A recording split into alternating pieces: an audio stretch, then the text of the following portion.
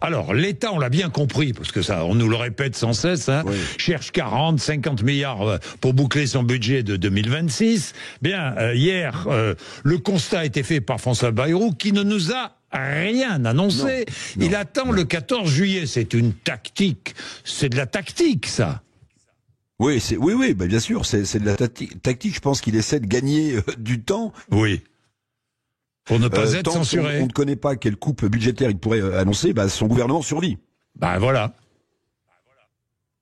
Donc c'est quand même très particulier. Alors, si vous voulez, chacun y va un peu de son commentaire. Vous avez vu le patron du MEDEF, Patrick Martin, qui dit il faut dérembourser certaines prestations. Alors, lui, il explique que les gens qui n'ont pas voulu être vaccinés, par exemple, et qui tomberaient malades, coûtent très cher à la société, ensuite pour les traiter. Mais c'est absolument incroyable. C'est-à-dire que chacun tente de trouver une petite solution dans son coin. S'attaquer aux dépenses de santé en France, c'est presque un tabou.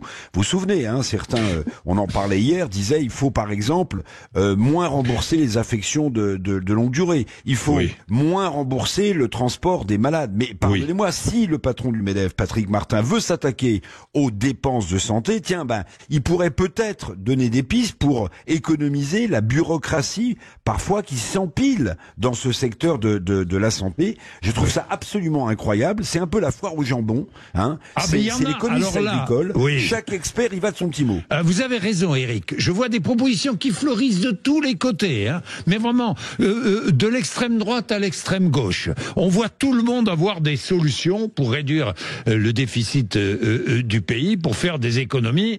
Bayrou lui dit, notre pays ne produit pas assez, il faut travailler plus. Oui, il faut travailler plus. Alors sur le sujet, il a pas tort, le Premier ministre. C'est un débat qui est vieux comme les 35 heures mises en place dans notre pays. C'est aussi pourquoi est-ce qu'on travaille moins que dans les autres pays européens ou développés, parce qu'on a ce qu'on appelle un taux d'emploi qui est plus faible. Les jeunes rentrent plus tard en France sur le marché du travail et les seniors sont virés plus tôt. Donc du coup, en moyenne, on a un taux d'emploi qui s'effondre et donc on a une durée du travail qui est pas à la hauteur. Mais parmi la foire au jambon, Jean-Jacques, et je terminerai là-dessus, des propositions qui sont faites depuis que François Bayrou s'est dit dans une situation pour le pays catastrophique. Il y a la Cour des comptes, je ne sais pas si vous avez vu, la Cour des comptes qui propose de moduler les remboursements de santé en fonction des revenus des assurés. Mais je ne sais pas si vous voyez. Mais ça verra jamais le jour. C'est délirant. Pourquoi ? Parce que la Constitution... La Constitution, l'article 1 de la Constitution française, il dit que tous les citoyens de ce pays sont égaux en droit et en devoir, quelle que soit leur race, leur religion, leur sexe, et quelle que soit n'importe quelle autre caractéristique.